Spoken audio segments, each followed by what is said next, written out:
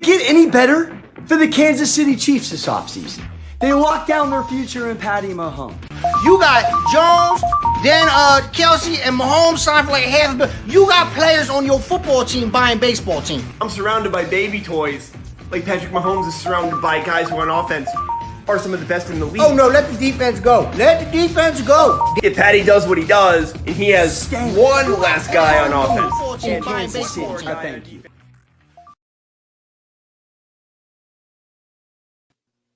Welcome, ladies and gentlemen. This is the weekly wind up here on the SportsMe app and on our SportsMe social media. We are going to be coming to you guys every single week from here on out, giving you guys the best takes that are happening on the SportsMe app that are going down all across the SportsMe verse. Really, we're going to be giving you guys updates on new enhancements and new things of that nature that are going on in the SportsMe app. But first, let's go ahead and just introduce ourselves so that you guys get to know who we are. Of course, my name is Rumboys Robbie. I am the CMO over at the SportsMe app and my social media manager. Go ahead. I am Derek. You may know me from the Good Old Boys Fantasy Football Podcast. Been doing some work over here with the SportsMe team and absolutely loving it. It's been a lot of fun. And really this app is just a great place to come together and give some of those sports takes and some of those debates, things like that. And the possibilities with this thing are absolutely endless. And so one of those endless. So we wanted to come to y'all live, let you guys know, what this app is about, some of the things that can take place and go on with this thing, and showcase some of the possibilities here. And absolutely ecstatic to be able to join you guys on the fine Wednesday afternoon, right here lunchtime where we're at. But some of you may be in the afternoon, some of you may be a little bit before lunch, but we would appreciate you guys tuning in every Wednesday right here during that right at about that 2:00 Eastern PM hour, and hitting us up and joining it. Love hearing those comments, love hearing those takes, and feel free to chime in and chime along with us while we're going through some of these things. If you have a take or you have a comment on one of the takes or one of these things, throw them out there. Better yet, download the app, get sportsme.com, and join us over there as well. Link is in the description. Make sure that you guys also hit the like button on this content. And share this content, with your friends and your family. This is just another way, another vehicle for us to be able to deliver the app and show you guys and showcase it to all of you out there. But without further ado, we do got to go ahead and get into it. Derek, we have some really, really amazing personalities over there on the SportsMe app, on our app. And one of my favorites thus far has been I gotta say Matty Kroll. Matty Kroll's been absolutely amazing. Let's go ahead and get into a topic of Matty's discussing underrated quarterbacks. SportsMe, happy NFL Sunday. It's your girl Maddie, and you already know what time it is. It is time for topic of the day. Today, let's talk about quarterbacks. I want to know, who do you think is the most underrated quarterback in the league right now? Don't just tell me who, tell me why. I have to say Derek Carr has been pretty underrated to me. He's always been well, but we've always used the excuse that the play calling has kept it fairly conservative, to where it has been big flash in the pan type of plays for him. But he's been putting it on this year. I would say my man Kirk Cousins out there in Minnesota getting it done. Another 3-touchdown performance today. He's slinging it around. I know there's people like my man Bowman Big Time who kind of say he's just a system quarterback, but the system is working right now. Everybody thinks he's good. But Justin Herbert is actually great. He's got arm talent coming out his ears. I wish I had arm talent coming out my ears. Right? We wouldn't be doing the podcast. We'd probably be in the NFL, right? That's true. Well, at this type of age range that some of us start getting to, we'd be looking at the time after the NFL, and we might be doing our own sports podcast, like a Pat McAfee type of thing. Type of deal. Exactly. What are your takes? What are some underrated QBs in your opinion, Derek? I think everybody had some really good takes here. I like the Derek Carr one. I like the Kirk Cousins one. It's interesting because of the fact that folks call him a system quarterback there when, but in reality, he hasn't really changed systems, because even when he was in Washington, a lot of that was the Shanahan system, and the Shanahan system and the Kubiak system fit very well together. And a lot of that was developed from their time in, those two guys' time in Denver when they were together. But absolutely love the Kirk Cousins take. He's on a tear this year. Derek Carr is on a tear this year. Both of those guys just doing absolutely fantastic. And those were really the two that I was going to come into this battle and say, but they were already there. And so those are my two favorite guys for underrated this year. So for me, I am going to be different. I'm gonna go with one that wasn't played in the clip. If you guys want to check out that full battle, you can download the SportsMe app, check out the SportsMe app, and you too can make your opinion heard and get in and get involved with the guys and girls over there on the SportsMe community. Sam Darnold. Mm-hmm. Sam Darnold is underrated as hell. And the fact that I haven't checked the numbers as of today, but I know prior to today or yesterday more so, as everybody was going and putting it in their waivers, the man was sitting there at 31% rostered on Sleeper app. Mm-hmm. Why are we not rostering Sam Darnold? He's going out there, he's killing it. He's having the occasional 300-yard outing. You need to have Sam Darnold on your team, ladies and gentlemen. Sam Darnold and Kirk Cousins. Kirk Cousins was sitting around about 61% roster. Then you got people roster. Trevor Lawrence is at 74% and hasn't done a damn thing for you for your team to win anything. So I'm gonna say Sam Darnold. Yeah, I like that one, and they've been showing up. I think Sam Darnold, you'll actually see him get a few more. A few more points and be even more fantasy relevant here with Christian McCaffrey potentially going to miss some time here, and Terrence Marshall's another guy that I think is primed to explode there. So big things I think are coming down the pipe here for Sam Darnold over the next couple of weeks as well. Hell yeah. We're going to kind of shift gears from the quarterback talk, okay? And we're going to talk about some running backs really quick. Ladies and gentlemen, check out this amazing SportsMe topic and SportsMe question from my boy, Pangs Picks. What up, SportsMe Pangs Picks here, and I want to talk about Najee Harris right now. The guy had 28 total touches, right? And with 14 of those touches being receptions on top of 19 targets. I don't like those numbers, all right? He barely got 140 yards on that many receptions and that many carries. I'm trying to sell high this week. Can you convince me otherwise not to? Because at this point, I think this is as good as it gets for him this season. What do you think? Paying. Send him my way. I'm buying. Najee Harris is a special football player. And I'm glad that Matt Canada figured out that if they just run him in the back of that terrible offensive line, they're not going to get much yardage. And he's got great hands. He's a great route runner. He showed that at Alabama. He's already showed this season. And Big Ben can't even throw it more than 20 yards. So why not dump it down to the talented rookie back at Alabama a bunch of times? That's going to continue all year long because Ben sucks. I gotta side with Bo big time on that one. Like give me Najee. If you're selling, I'm buying. Let's go ahead and go. That's what I'm saying. Like if you're selling, anyone's selling, I'm buying. I feel like Najee is going to eventually find that end zone. And once Najee finds that end zone, everybody's for damn sure going to change their tune. Hold on really quick. I'm just sharing the link with our wonderful bosses over there at the SportsMe app, so you can see what we got going on, what we're doing. But no, like if you're selling, I'm buying on Najee Harris. As soon as he finds the end zone, that every single analyst in the industry is going to change their tune. Right now, if you can buy low on Najee Harris, go for it.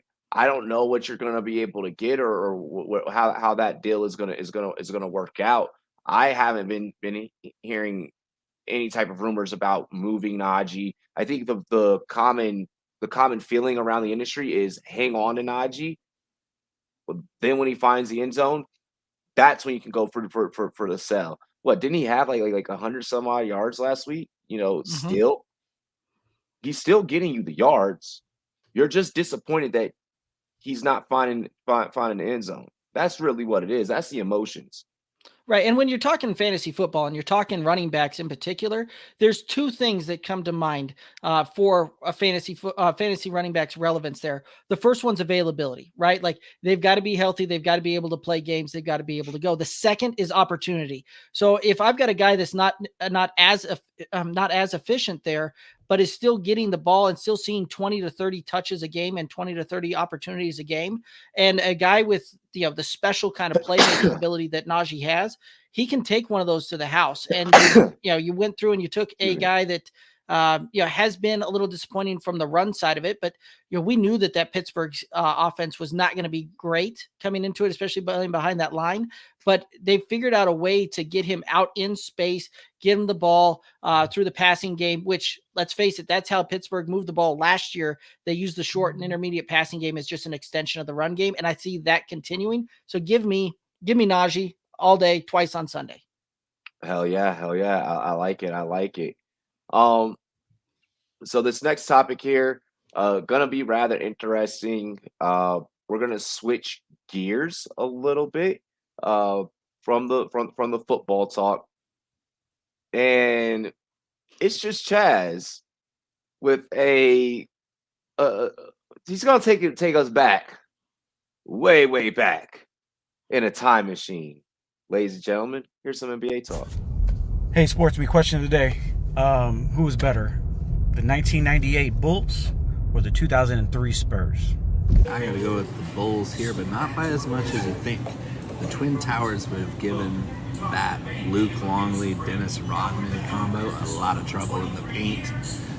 Jordan Pippen would have cleaned house because Manu and Tony Parker, they're not playing much defense against that team. Bruce Bowen would have had Jordan, and that would have been an epic battle, but Jordan would have scored 40 or 50 on him anyway. Because I started off thinking like, well, of course the Bulls are better. But then I also started thinking about the Bulls almost losing to the Jazz, right? And having that take everything Jordan had to take the Jazz out. And I started thinking, who's better, the Jazz or that Spurs team? And the answer is the Spurs team. So I think it's pretty close. So are we talking about a one-off game here, or are we talking about a 7-game series for the finals? If it's a 7-game series for the finals, there's no way in hell Michael Jordan's losing to anyone. If it's a one-off game, then yeah, I could see the Spurs pulling out the win. I'm going 98 Bulls, Kukoc, Pippen, Longley, Rodman, dude, Kerr, and MJ, the greatest ever. Last Dance, there's so much intrigue. Then you've got the coach and Phil Jackson, just too good to pass up. I'm always going to say doubles. I'm going to go ahead and agree with my mate from the London down under. If it's a 7-game series, ain't no way in hell Jordan's going out bad. Jordan's got this. If it's a 7-game series, it's the Bulls. If it's a 1-game series, it's the Bulls. They have Michael Jordan. Doesn't matter who the Spurs have. Michael Jordan over everyone. I love that in that clip, we get both Jeff and Derek, got guys behind the scenes of SportsMe at a high level, making everything happen. Part of the founding team. What are your thoughts on Chaz's topic that he poses there on the SportsMe app?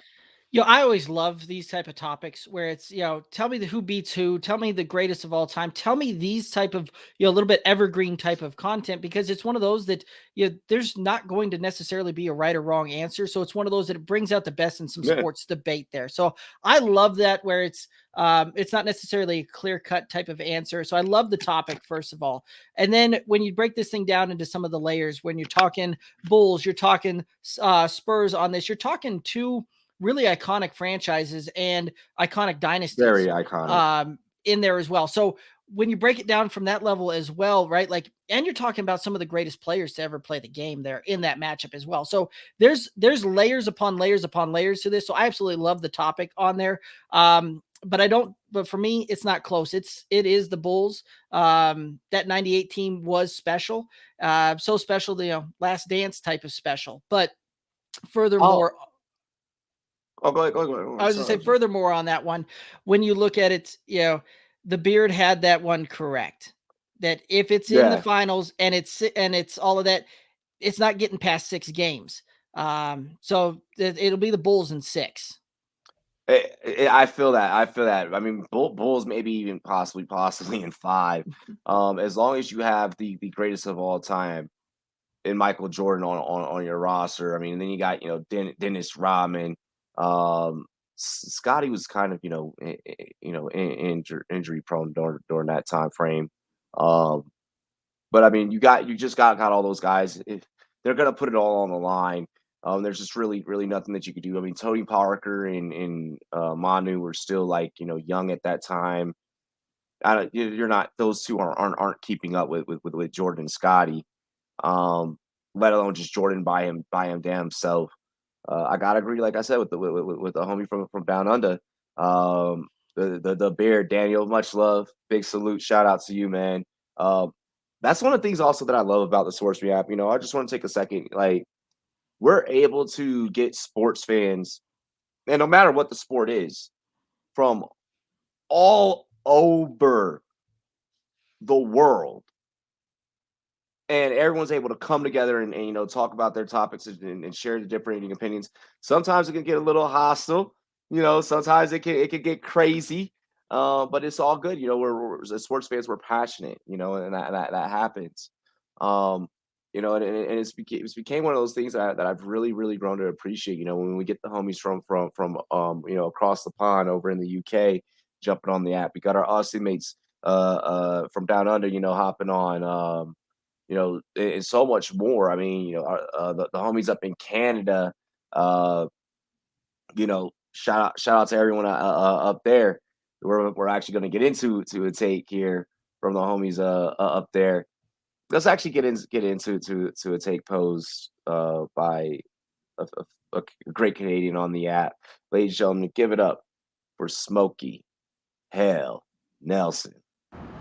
Sports mates, boy Smokey Hell NFL, coming at you with a Finish This Sentence Fridays. The Carolina Panthers are, now there's a whole lot of places you can go with this, but let me know your short thoughts on the Carolina Panthers right now. The Carolina Panthers are undefeated, yet they will not go to the Super Bowl because, unlike in 2015, they have Tom Brady in their division.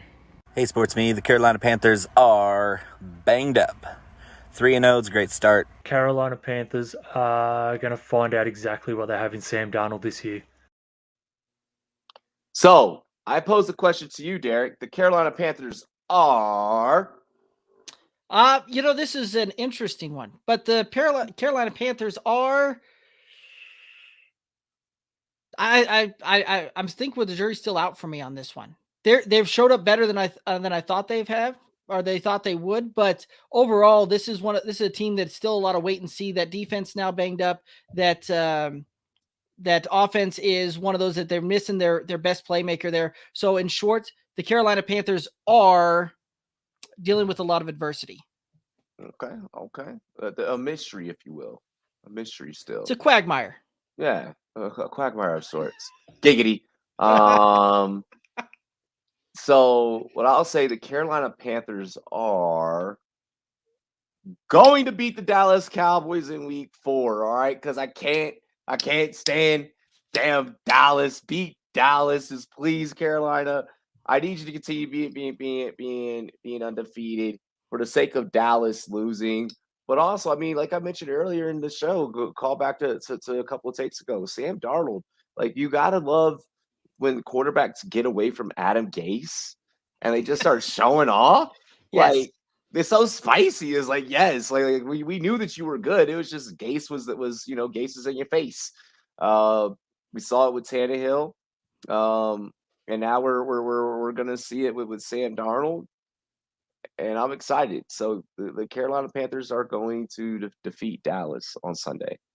We'll agree to disagree on that one. I think the Cowboys will pull that one out. An opportunistic defense, and the Cowboys are winning, and it's not coming on the right arm of Dak, which is what we all thought was going to have to happen for them to win. They've actually found a running game again this year, so it'll be interesting. It'll be a great matchup, I think. Hey, speaking of, I did call, and you guys can see it on the SportsMe app. I did call it not just on the app, but also in the article, more or less, Dak and Jalen Hurts. And if you followed me, and you took the less on Dak and you took the more on Jalen Hurts, you won some shmoney. Okay. That's another thing I love about the sports we have. Our analysts, top notch. They'll get out there to help you win and, give you good advice, give you very good sound advice. Speaking of, let's get into whether or not it may or may not be time to worry. The homie Troy King. What's up, Sports Me? It's your boy Troy, aka T King Mode. I just want to ask y'all, who's a player that you might be worried about this season for the next couple weeks? I'm gonna say Marquez Callaway. T King, what's up? Scott Simpson here. Sports Me app. How's it going, everybody? Nibble W numbers on Twitter. Not somebody who I have a lot of fantasy rostership with, but CEH, man, oh my goodness, if you roster CEH, you should be really, really worried. Gents and gents, Sven in the house. With the news that Tua, unfortunately, your boy there, Mr. Troy, he is not going to play this week. He's got fractured ribs. Who knows how long he's going to be out for. That is a huge loss for the Dolphins. Now Jacoby Brissett steps in. Oh, boy.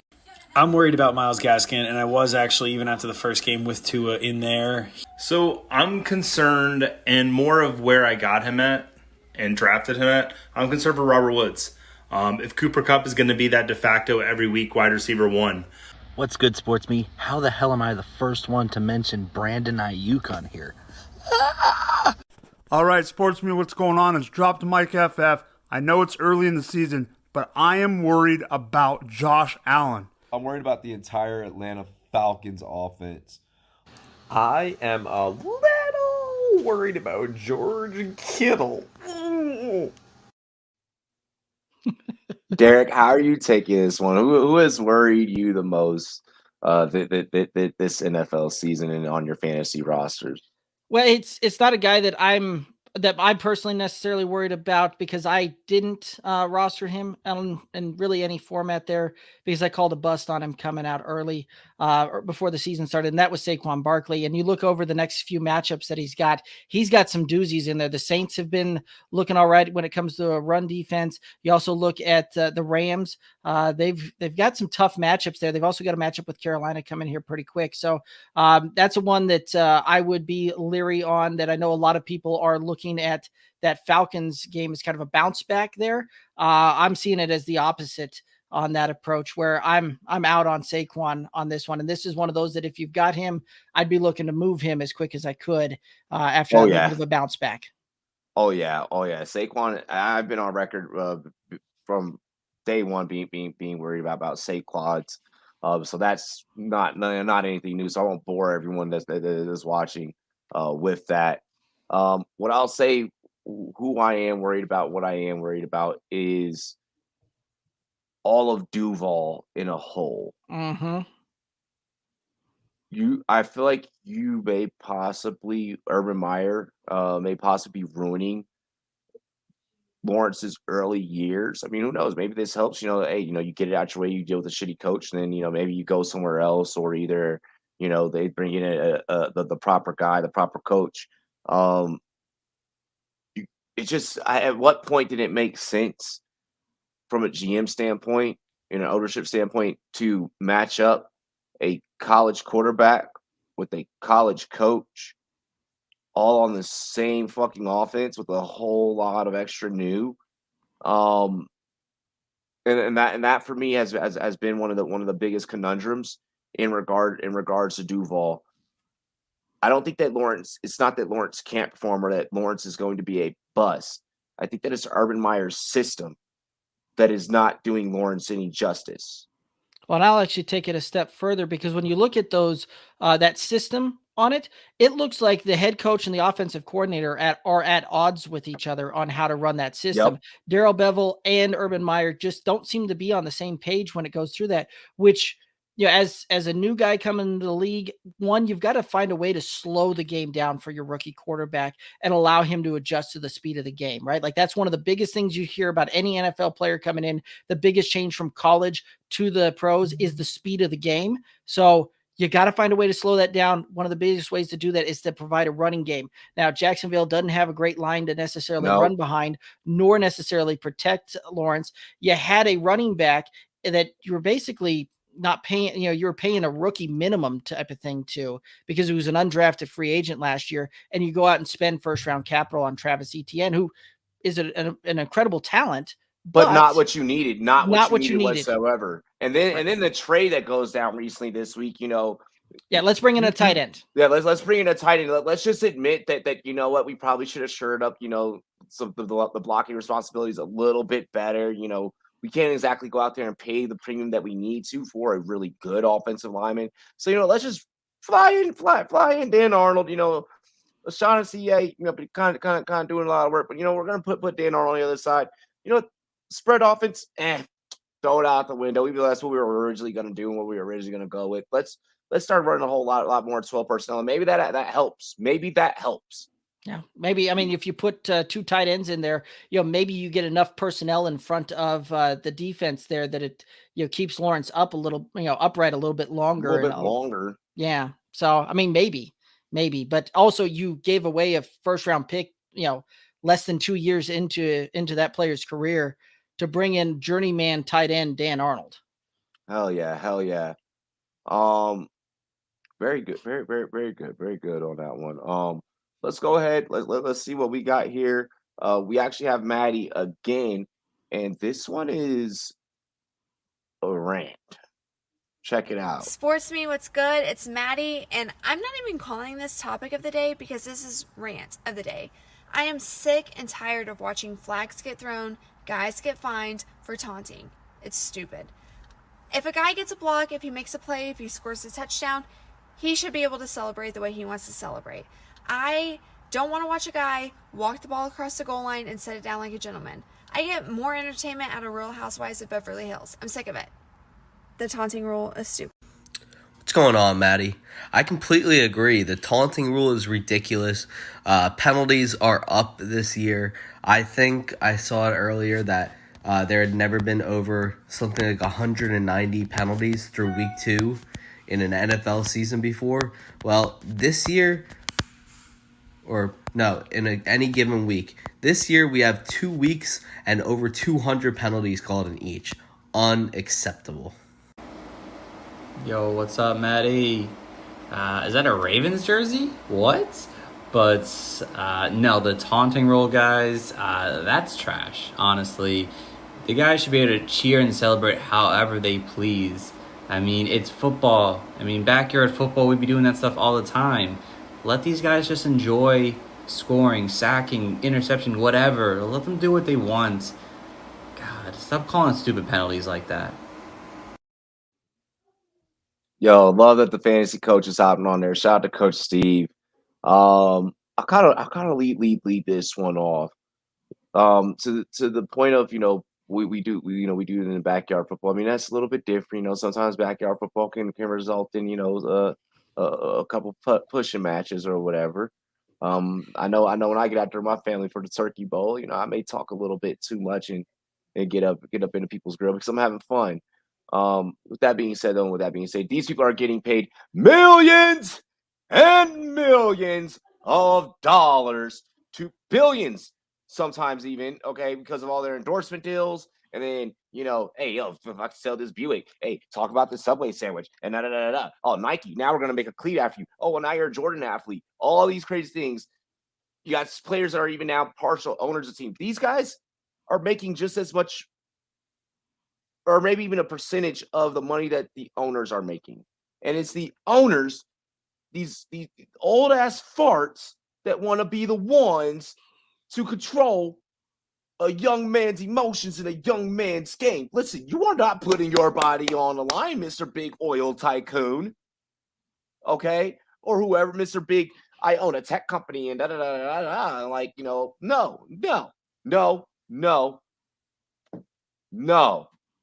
Let them boys get out there and celebrate. Let them express themselves. As long as the taunting does not get too excessive to where it causes fights. And even still, that's part of the entertainment. That's what the refs are there for, to separate it up. That's my take. I like that you continued rant of the day there as well. So that's a lot of fun there.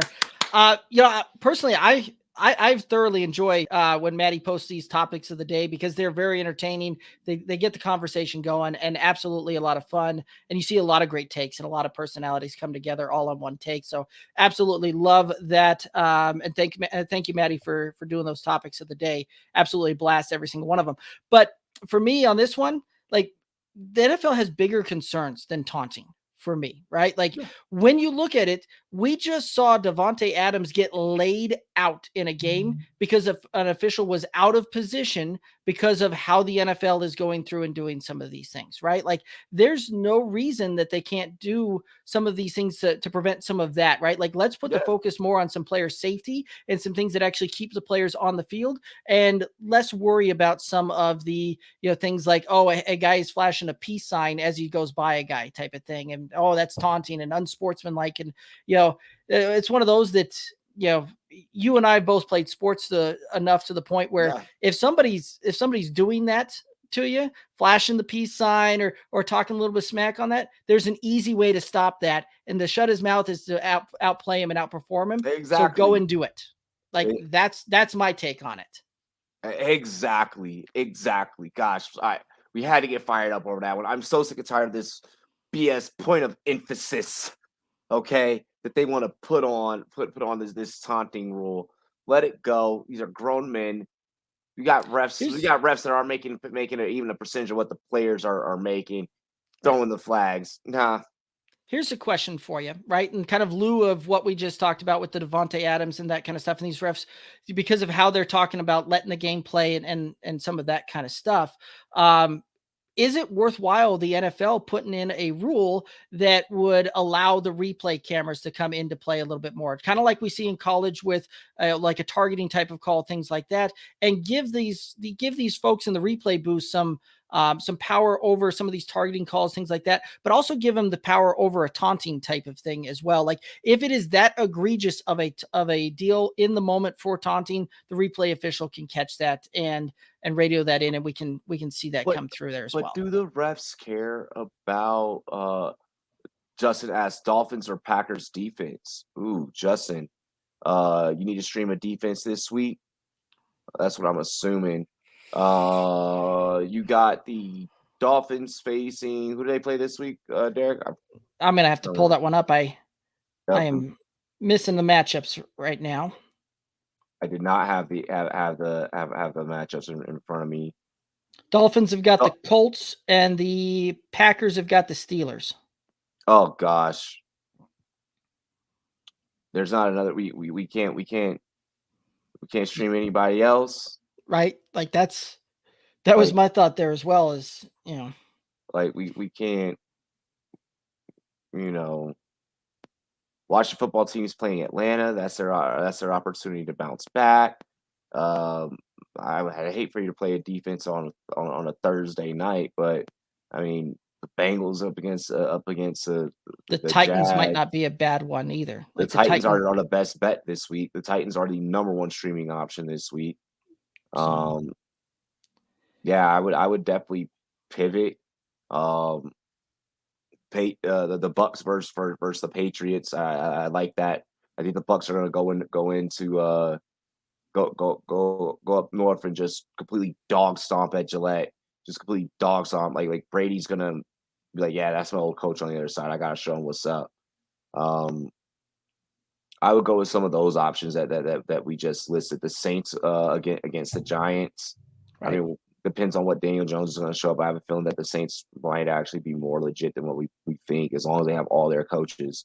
The only game they lost, they had 7 freaking coaches out. The Bears versus the Lions. With the Lions, their defense actually isn't that bad, and we already saw what happened to what the Browns did to Justin Fields last week. So, I mean, if it's Dalton, maybe you don't start the Lions defense, but if it's Fields, maybe you start the Lions defense. Yeah. Yeah, I would be looking for a different pivot on that one. But if I've got to pick one of those two options, man, that's a tight one. I'm probably gonna take if I've got to pick one of those two, I'm gonna take the Packers. Yeah, I'd probably take the Packers, but the Dolphins do get takeaways, so I understand your thought process behind that, Justin. Yeah. And we'll even answer you guys' questions during the show. Like I'm sure people were like, "Hey, these are two fantasy analysts. We're not full." We've seen you up. We've seen you before on other places. Yeah, Give me that fantasy knowledge. caught me off guard. It caught me off guard with the fantasy question. I wasn't ready for it. Honestly, I was just going to expect to play some clips. But no, I mean, in regards to the taunting, though, I mean, like I said, or with the replay though, the question that you posed, which is a great question. It's almost, I guess, like how like soccer, how like they had like the VAR system. Mhm. You know, maybe having something like that. But even still, that's not always accurate. That's not always right. Um, you know, Bears or football team are there Football also. team. Yeah, the Go football team. Yeah, they're playing the Yeah, they're Falcons, bro. well, and Robbie's a Washington diehard here, so he may be even a little biased, but I would say Washington out of those teams because they're playing Atlanta this week, and that's Yep. going to be a matchup where they can just feast on. I don't think the Washington football team is as good as build coming into the season. They just haven't shown it for me this year out there. But out of all those options you've given me, I would say the Washington football team. Yeah, they have the easiest matchup out of all your options listed. Yep. Yeah. But yeah, but that this has been the SportsMe Weekly Windup. You guys can catch us on the SportsMe app, dropping content. We will do everything from debate with you. If you think that that if you want to go, you know, who's better, LeBron or Kobe. We will have those debates with you. Ali versus Tyson, or Federer versus Andre Agassi, or whatever. Like, we don't care. We'll talk whatever. Was Christina Yamaguchi the greatest figure skater of the '90s or nah? Now I'm really gonna do that just as like a joke. Like I'm really gonna do There that you just go. like mess with people. Tiger Woods or Jack Nicklaus. Yeah, Tiger Woods or Jack Nicklaus or whatever. You know, we'll debate whatever. Honestly, we'll answer your fantasy football questions. You know, the same thing that we do on our shows. You guys can hit us up on the SportsMe app. It's another place where you can get at us, and you get like a personalized, you know, video to video, you know, response. There's no better touch than that. You know, it's like, yo, that was my advice, and they took the time out to respond to me. You know, so you guys, you know, can ask us your fantasy football questions on the SportsMe app. You can also on the SportsMe app interview some of your favorite players, and some of your favorite personalities. We have a couple players on there right now. Shout out to a couple active and former players. Shout out to Andrew Wiley. Shout out to Dalton Crossan. Shout out to Ryan Hollins.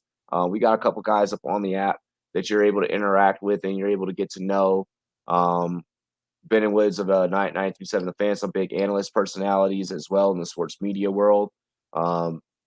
We have a couple of guys on there that write for different media outlets and, you know, have different podcasts. Get on the SportsMe app and check it out. You know, we're going to be here also every week doing this podcast, showing you the app and, you know, talking about our favorite pieces and our favorite things about it. Derek. Yeah, and that's one of the biggest things for me is that this thing allows you to connect with people that and allows you to connect with people in a way that you otherwise wouldn't, right? Like you were able to have kind of a face-to-face conversation and some back and forth there, and it's a lot of fun, right? And I know a lot of folks aren't necessarily, you know, willing to go out there and give their take publicly, things like that, like right off the bat. But there's nothing wrong with hopping in the app and just watching some of this stuff go through and really collecting some of the knowledge that some of these fantastic personalities are out there, you know, just spitting and giving out, and they're all giving it out for free. So and talking smack with a couple of your league Yeah. mates, you know, hop on there with your league mates, you know, trash talk, hop on there, you know, find fans of rival teams, trash talk, you know, it's fun. Yeah, and that's kind of one of the fun things. Robbie and I are in a couple of fantasy leagues here as well, and you know, there's been a couple of those battles that go back and forth on some of these things where, you know, trash talking and, you know, smack talking, and it's all in good fun and all in good-hearted nature there. But it's a lot of fun to kind of rib your fellow league mate there a little bit there as well. So it's free to download. Go to the App Store, go to the Google Play Store, SportsMe, download it. Or you can go to getsportsme.com and download it there. But you need to join the conversation. Oh yeah, link is in the description here on our YouTube channel. Subscribe to our YouTube channel. Follow us on Twitter. Our Twitter's in the description section. as well as our Instagram and our Facebook page. A link for you guys to be able to download the app. Other than that, where can they find you, Derek? Oh, they can find me. I'm part of the Good Old Boys Fantasy Football Podcast. We got a YouTube channel, Facebook, Instagram, Twitter at Good Old Boys FF. One of the best places to find us actually on our YouTube channel. You guys can find me, Rumboy spelled with a Z, Rumboy's Robbie. You guys can look it up, Google it. But most of all, you can find us both on the SportsMe app, dropping hot takes, handling your questions and debates. Ladies and gentlemen, this has been the weekly windup here on the SportsMe. Make sure you guys enjoy your weekend, enjoy the rest of your week, and we'll see you on the app. Cheers. Be safe. Get any better than the Kansas City Chiefs this offseason? They locked down their future in Patty Mahomes. You got Jones, then Kelsey, and Mahomes signed for like $500 million. You got players on your football team buying baseball team. I'm surrounded by baby toys. Like Patrick Mahomes is surrounded by guys who on offense are some of the best in the league. Oh no, let the defense go. Let the defense go. If Patty does what he does, and he has one less guy on offense. Buying baseball team. I thank you.